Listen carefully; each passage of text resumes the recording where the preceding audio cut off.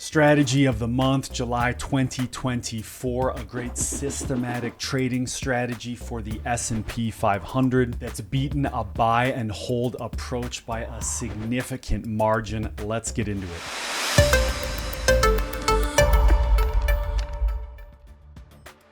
Hi everyone, it's Dave Whitcomb from Peak Trading Research, and everybody wants a systematic trading strategy for US stock markets. So today, for our 33rd consecutive strategy of the month video, we are going to review a systematic trading approach for the S&P 500 that's beaten a simple buy and hold approach by a wide margin. So as we always do with these strategy of the month videos, we'll start by looking at the full system code logic. We'll look at how this system trades on a chart, and then we'll wrap up with some performance statistics to get a sense for how this trading approach has worked historically. And make sure to stick around until the end of this video, because I will talk about the number one reason that I like this systematic trading approach so much. So let's not waste any time. Let's jump into our trading platform and look at the full system code logic behind this systematic trading approach. If we jump into the TradeStation trading platform, there is full system code logic for this S&P 500 systematic trading strategy. So how does this trading system work? This trading strategy involves entering and exit trades based on RSI indicator, relative strength index, an ADX indicator, and also a simple moving average. So buy signals are triggered when RSI falls below a certain low threshold, ADX is above a certain threshold, and the price is below a simple moving average, in this case the 300-day moving average. And on the other side, sell short signals occur when RSI exceeds a high threshold, ADX is elevated, and the price is below that same long-term moving average. Exits for long positions are then set when RSI rises above its exit threshold, and for shorts when it falls below its exit threshold. But overall, this is a very simple trading approach for S&P 500 futures. Effectively, the system is always looking to buy dips when the market temporarily has a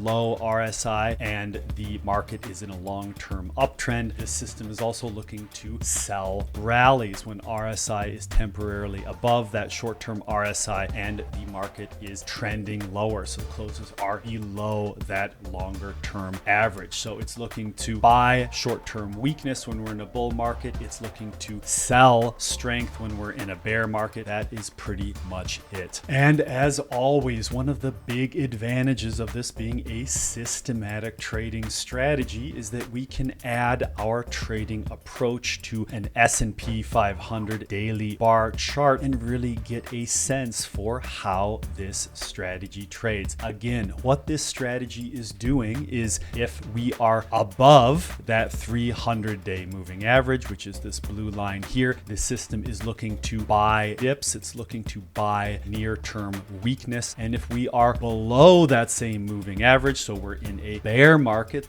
the system is looking to sell rallies. So you can see here, the system is trying to get short, get short, get short. When we're in a bull market, the system is trying to get long, get long, get long. And we can turn this good systematic trading approach into a great systematic trading approach by simply adding some filters. So these filters, which we'll add before our entries, both on the buying side and on the selling short side, these filters will avoid trading in the month of April and also only trade when that rate of change is below a value of 10. So we'll see that our performance is going to jump slightly from a total net profit of 188,000 up to 190,000 on fewer trades, and also our profit factor is going to improve from 3.09 up to 3.36, and we see an even more smooth upward sloping cumulative profit line. Now Now at this point, you might say, Dave, this is great. It's a good systematic trading strategy, but can't I just buy and hold stocks and get pretty much the same returns? To answer that question, let's go back to the TradeStation development environment and build the simplest trading strategy possible. We are going to be buying a contract next bar at market. So basically getting in the market, we're going to be exiting that position and rolling it after 21 trading sessions. So about once a month, just to reflect some realistic slippage costs and to see a nice equity curve. There we go. Always in the market. This system is now always long. It's always buying and rolling its exposure. Let's look at a strategy performance report. That is a far cry from the equity curve that we saw just a minute ago. Pretty similar profits overall. So this strategy's made $180,000, but a much lower profit factor. Remember, our profit factor before was above 3. Our profit factor has now dropped down to 1.4. Again, this gives us some confidence that our systematic trading approach, buying weakness, selling rallies, can really help us improve performance versus a simple buy and hold approach from the past 25 years. Now, I really like this trading system, but the number one reason that I like this trading approach so much is that this systematic trading strategy not only makes money from the long side, but it makes money by selling short. If we look at a strategy performance report, we can see that this system generates some good profits from selling short ES futures.